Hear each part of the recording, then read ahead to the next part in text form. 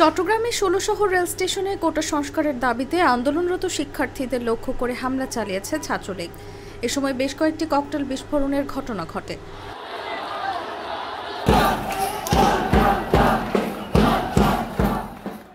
পরে শিক্ষার্থীদের পাল্টা ধাওয়ায় সরে যায় ছাত্রলীগ নেতাকর্মীরা। পরে চট্টগ্রাম কক্সবাজার রেলপথ ও চট্টগ্রাম নগরের প্রধান সড়ক অবরোধ করেন শিক্ষার্থীরা। সোমবার বিকেল ৫টার দিকে এ হামলার ঘটনা ঘটে। এই মুহূর্তে ১৬ শহর রেল স্টেশন ও ২ নম্বর গেট এলাকায় উত্তেজনা বিরাজ করছে।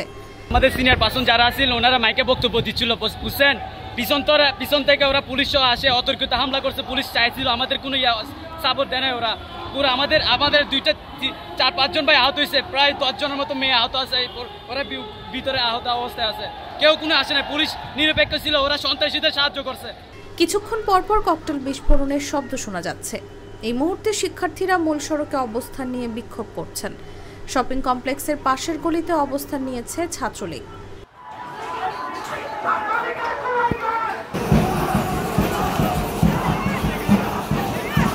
হামলার ঘটনাও বলা যাবে না, যে কোটা বিরোধী ছাত্ররা ১৬ শহর রেলওয়ে স্টেশনে জড়ো হয়েছিল। জড়ো হওয়ার এক পর্যায়ে তারা ১৬ শহর রেলওয়ে স্টেশনের সামনের যে রাস্তা, সেই রাস্তায় তারা নামে এবং ওই মুহূর্তে ছাত্রলীগ আবার একদিক থেকে চলে আসে। পরে মুখোমুখি হওয়ার মতো একটা অবস্থা হয়। আমরা চেষ্টা করেছি যাতে মুখোমুখি না হয়।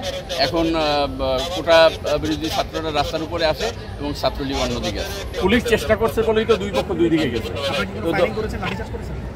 না, লাঠিচার্জ করি না আমরা। দুই পক্ষকে মাঝখানে থেকে দুই পক্ষ যাতে এক পক্ষ আর এক পক্ষের উপর হামলা না করতে পারে, আমরা সেটা করেছি। এইটা পুরো ঘটনা যা ঘটছে সেটা আইন অনুযায়ী আমরা বলছি।